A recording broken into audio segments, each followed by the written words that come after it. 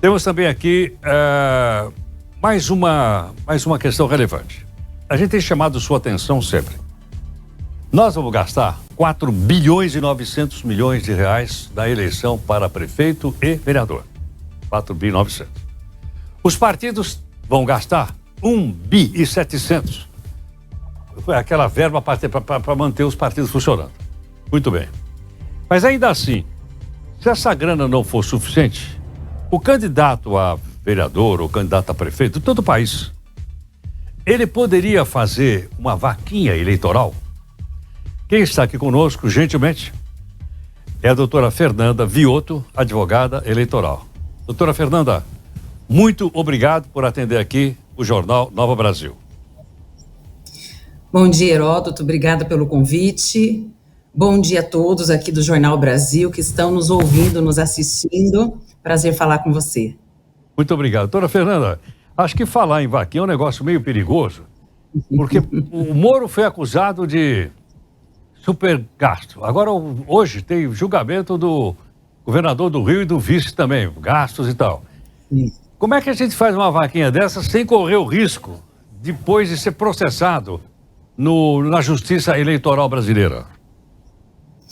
Heródoto, nós estamos vendo agora em processos que estão em curso junto à Justiça Eleitoral Brasileira, alguns mandatários, alguns políticos sendo processados por abuso de poder econômico, alguns na pré-campanha, outros na campanha. E há uma diferença entre uma situação e outra, tendo em vista que há um teto de gastos nas campanhas eleitorais, e isso vem estabelecido numa portaria pela Justiça Eleitoral no ano das eleições. Então, todos os candidatos a prefeito e a vereador neste ano saberão, provavelmente a partir de julho, qual é o teto que eles podem gastar na campanha. Tudo isso depende do cargo pretendido e do município em que se encontra o candidato. Isso para a campanha. Então, a Justiça Eleitoral estabelece o que pode ser gasto. O problema é que não há uma determinação legal sobre o que pode ser gasto na pré-campanha, porque a legislação fala em gasto moderado, que seria um gasto moderado, né? Então, cuidado com o que você, pré-candidato, pré-candidata, vai gastar nesse momento de pré-campanha, porque a Justiça pode entender que há um indício de caixa 2, que você pode estar gastando além daquilo que seria por eles entendido por gasto moderado, e aí talvez você possa responder um processo, como é o caso hoje do Jorge Seife, que é um senador de Santa Catarina, que deve ter aí em breve o seu julgamento junto ao TSE, e o caso do Sérgio Moro aqui no Paraná. Agora, a senhora está falando do Paraná. Doutora Fernanda, mas é o seguinte, é uma confusão danada. É pré-campanha eleitoral e está todo mundo fazendo campanha. Ele só não pode pedir voto, é ou não é?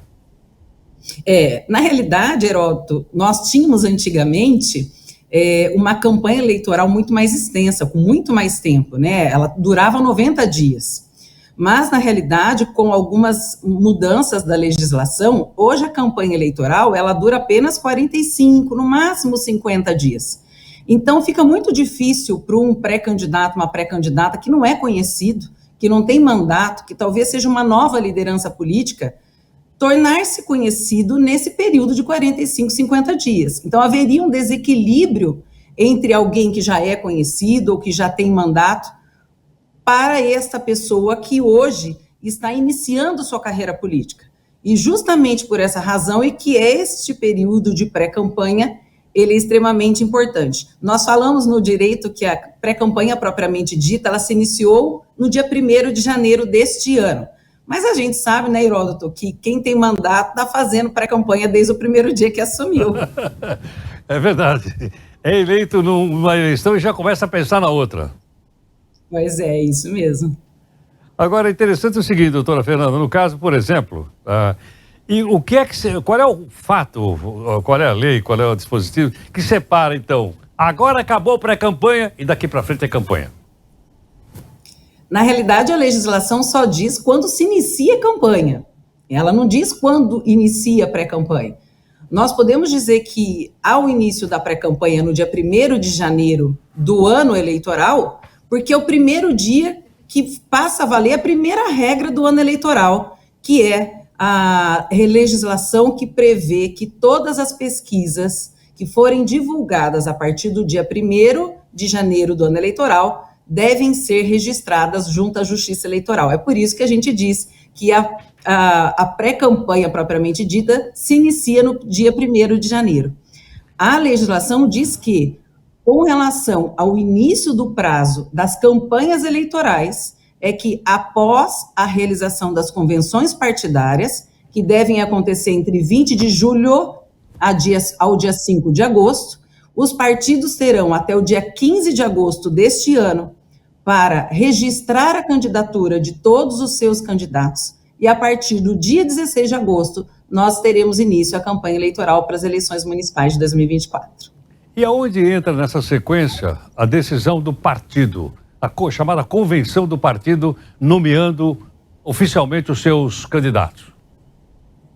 Heródoto, as convenções partidárias, elas acontecem justamente para que o partido torne pública e informe a Justiça Eleitoral, através de uma nominata, de um documento, quais são os seus pré-candidatos aos cargos proporcionais, neste ano vereador, vereadora, e aos cargos majoritários, neste ano prefeito e vice-prefeito, ou prefeito ou vice-prefeito. Mas essas escolhas não são feitas normalmente no dia das convenções partidárias. Os partidos, eles fazem contas, os dirigentes partidários fazem contas para saber quem eles irão escolher, por exemplo, para a chapa de vereadores. E por que neste ano, Heródoto, a gente vai ter uma situação talvez um pouco diferente do que a gente já teve no ano de 2020 e nos anos anteriores das eleições municipais? É que é a primeira vez que numa eleição municipal nós teremos um número reduzido de candidatos à vereança. Por quê? Porque até 2020, nas eleições de 2020, Heródoto, nós tínhamos uma determinação legal que dizia que os partidos políticos poderiam lançar até o número de cadeiras da Câmara Municipal mais 50%. Então, vou te dar um exemplo aqui do meu município. Eu moro em Londrina, no Paraná. Nós temos 19 vereadores na Câmara Municipal. Então, até 2020, os partidos ou federações poderiam lançar até 30 candidatos por chapa, ou por federação ou por partido. Agora, com essa mudança na legislação, os partidos só poderão lançar nas suas chapas, na sua nominata, lá nas convenções, apenas a quantidade de cadeiras, de vagas na Câmara, mais um. Então, vamos imaginar que em Londrina, em vez de 30, nós só podemos lançar 20 candidatos à vereança. O que vai acontecer na prática, Heródoto? Que os partidos que estão muito inchados, que foram muito procurados pelos vereadores, pré-candidatos, pré-candidatas, que são partidos como o PL, como o PT, como o PP, partidos maiores, esses partidos têm mais pré-candidatos. E pode ser que em alguns municípios, alguns deles fiquem de fora da nominata, porque o partido vai ter que escolher aqueles que provavelmente têm um capital eleitoral maior, vão ter mais votos, então serão eles os candidatos do partido. Doutora Fernanda, muito, muito didática a sua participação conosco aqui. Todo dia nós temos chamado a atenção. Então, por exemplo, São Paulo tem 55 edis, 55 vereadores. Exatamente. Então, cada partido vai poder lançar 56 candidatos, é isso? Apenas 56. Veja, Heródoto, o quanto isso vai impactar na hora de fazer a soma para a contagem do quociente eleitoral. Antigamente, São Paulo, com 55 vereadores, ele poderia lançar 55 mais 50%. Agora ele só vai poder lançar 56. O partido terá a responsabilidade de somar os votos desses 56 para calcular o quociente eleitoral, para saber se ele vai ter uma cadeira, 2 cadeiras, a partir de apenas 56 candidatos e não mais de 70, 80 candidatos. Doutora Fernanda, belíssima aula, muito obrigado. Imagina, querido, obrigada a você. Prazer participar com você, uma honra. Para nós também. Doutora Fernanda Vioto, advogada, olha, depois de tudo que ela explicou aqui para a gente, acho que a gente está mais habilitado agora a prestar atenção na eleição para prefeito, na eleição para vereador. Nós temos chamado a atenção, mas nada como alguém que conhece profundamente, claramente, didaticamente, para explicar para nós, para a gente formar nossa opinião. É isso ou não? Foi muito excelente, muito bacana.